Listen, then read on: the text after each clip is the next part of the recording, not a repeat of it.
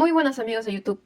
En esta ocasión, mi equipo y yo estaremos hablando acerca del lenguaje ensamblador. Integrantes: Sebastián Alberto Maquera Ochoa, Giancarlo Rodrigo Ancachi Paredes y mi persona, Daria Emperatriz Arias Yoquecota. Nos preguntamos, ¿qué es? Es un lenguaje de muy bajo nivel, legible por humanos y programable, donde cada instrucción del lenguaje ensamblador corresponde a una instrucción de código de máquina de computadoras. Como vemos en la imagen, tenemos al lenguaje ensamblador, que a través del código fuente, donde se encuentran todas las instrucciones, pasa al programa ensamblador y finalmente llega a la computadora como código máquina. Características. El lenguaje ensamblador posee una cierta dificultad de ser entendido directamente, ya que su estructura se acerca más bien al lenguaje máquina, es decir, lenguaje de bajo nivel. También es difícilmente portable, es decir, un código escrito para un microprocesador suele necesitar ser modificado para poder ser usado en otra máquina distinta. Como última característica tenemos que tiene un control muy preciso de las tareas realizadas por un microprocesador. Uso. El principal uso del lenguaje ensamblador se da dentro de la CPU. A continuación, nombraremos los pasos en el diseño de este para ser usados en la CPU.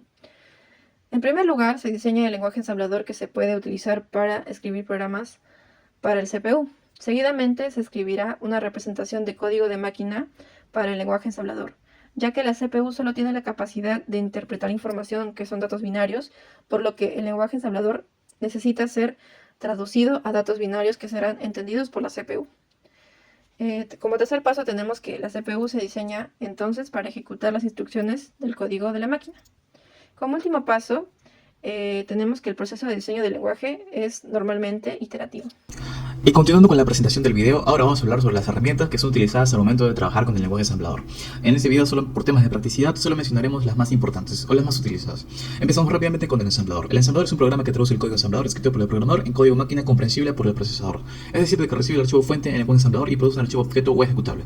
Los ensambladores más populares son el NASM, el GAS y el MASM.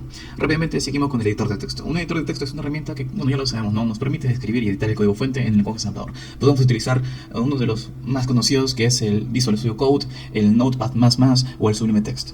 Seguidamente tenemos el enlazador o linker, que es una herramienta que nos ayuda a combinar el código ensamblador con las bibliotecas y los archivos de objetos necesarios para generar un archivo ejecutable.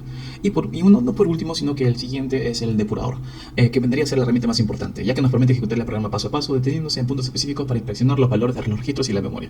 Los depuradores también permiten establecer puntos de interrupción que siguen la ejecución del programa y rastrean errores durante la depuración. Y tenemos seguidamente a los emuladores y a las herramientas de monitoreo. Los emuladores nos ayudan a emular ciertos entornos con hardware real. Ya de esta manera podemos ejecutar y probar el código ensamblador. Y las herramientas de monitoreo, como su nombre lo dice, nos ayudan a medir y analizar el rendimiento del código ensamblador en tiempo de ejecución, todo el hardware implicado. Y bueno, seguidamente ahora vamos a hablar sobre las instrucciones. Hay que precisar que las instrucciones no son las mismas siempre, ya que varían de un lenguaje ensamblador a otro, debido a que cada uno de ellos está diseñado para trabajar con una arquitectura de computadora específica. Por ejemplo, el lenguaje ensamblador utilizado para programar una arquitectura de procesador Intel x86 no será el mismo que el utilizado para programar una arquitectura de procesador ARM. Sin embargo, a pesar de eso, vamos a hablar sobre las herramientas más utilizadas. Tenemos, en pantalla pueden ver las siguientes, ¿no? Tenemos el move, el add, el sub, el cmp, el JMP, el call y el red, que bueno, en realidad vendrían a ser abreviaciones de palabras en inglés. Y bueno, en la pantalla pueden ver la sintaxis y los ejemplos y lo que hacen.